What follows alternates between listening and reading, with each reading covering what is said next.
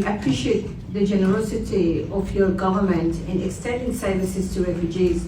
Given Mauritania's remarkable success in facilitating the inclusion of refugees in your national social protection system, could you share some of the enabling factors that have contributed to this achievement? What do you see as advantages for the system, for national and also as a whole? Over to you, Minister Hamoud. Merci Madame. Je pense que pour répondre à cette question, il y a trois pistes d'éléments de réponse possibles. D'abord, comme je l'ai souligné tantôt, un élément politique, un élément stratégique et il y a un élément opérationnel. Sur le plan politique, vous savez, il y a deux approches possibles. Soit l'approche tout sécuritaire, que certains pays et certains gouvernements ont favorisé par le renforcement donc, des dispositifs militaires et de sécurité.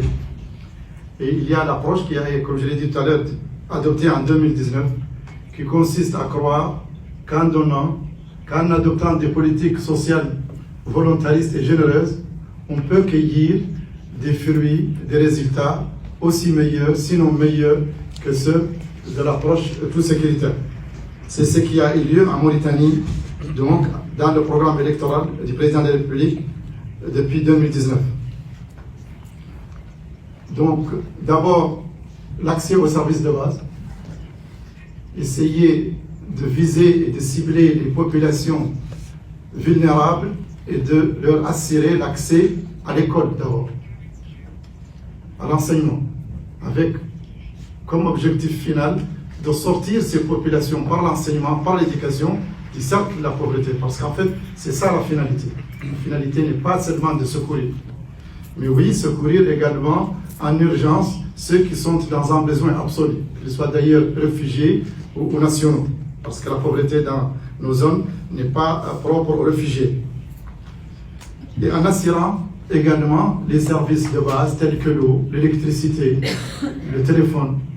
Je pense que ce sont ces politiques tous azimuts à travers donc, la délégation que je dirige, Direction générale donc, de la solidarité nationale et de la lutte contre l'exclusion, mais également à travers les départements ministériels de la santé, de l'éducation, du MASEF, donc un ministère dédié à l'action sociale à la femme et à l'enfant.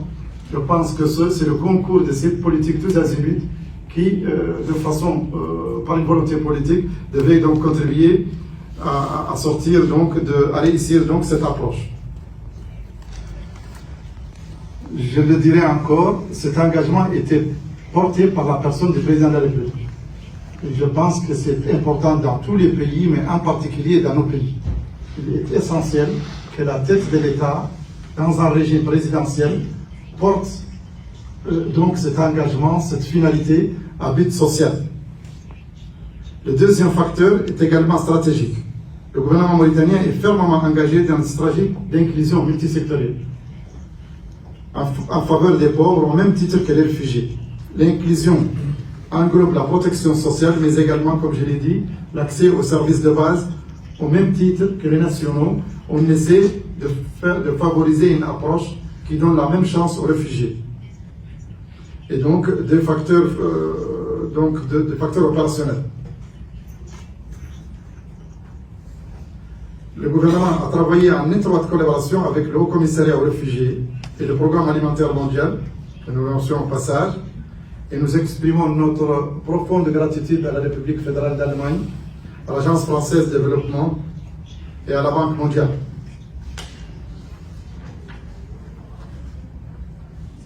Enfin, et comme je l'ai expliqué dans mon intervention, le fait que les jours sociaux soient accessibles à toutes les organisations et programmes a facilité l'inclusion des réfugiés dans des mécanismes de protection sociale.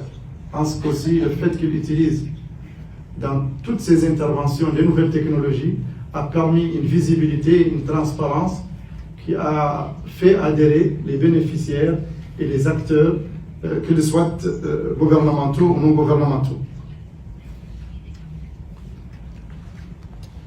À titre d'exemple, les réfugiés vulnérables identifiés par l'aide sociale sont pris en charge par le ministère de la Santé mauritanien dans le camp d'Emberle, c'est-à-dire le camp des réfugiés d'Emberle, d'où je viens d'ailleurs il y a 8 mois. Ça, c'est, je pense, un autre facteur important, que les ministres visitent régulièrement ces zones. Moi-même, j'ai été il y a une semaine, le ministre de l'Hydraulique a été pour des problèmes de forage ainsi que le ministre de l'Habitat. Cela a permis à ce jour, à près de 40 000 patients réfugiés, de bénéficier des soins primaires de santé. Sur ce, je vous remercie, madame. Je vous remercie. Thank you, Minister Hamoud. Before I move on to our next panelist, maybe if I could kindly ask our panelists